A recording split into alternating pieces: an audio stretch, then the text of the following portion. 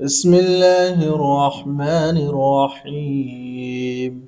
يا أيها الذين آمنوا لا تأكلوا الربا أضعافا مضاعفة واتقوا الله لعلكم تفلحون. واتقوا النار التي أعدت للكافرين وأطيعوا الله والرسول لعلكم ترحمون. وسارعوا إلى مغفرة من ربكم وجنة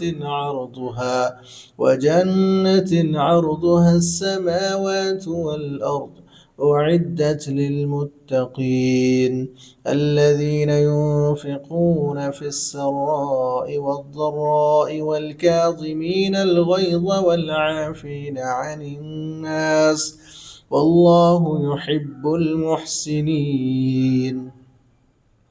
والذين إذا فعلوا فاحشة أو ظلموا أنفسهم ذكروا الله فاستغفروا لذنوبهم ومن يغفر الذنوب إلا الله ولم يصروا على ما فعلوا وهم يعلمون أولئك جزاؤهم مغفرة من ربهم وجنات تجري من تحتها الأنهار خالدين فيها ونعم أجر العاملين. قد خلت من قبلكم سنن فسيروا في الأرض فانظروا كيف كان عاقبة المكذبين. هذا بيان للناس وهدى وموعظة للمتقين. ولا تهنوا ولا تحزنوا وأنتم الأعلون إن كنتم مؤمنين.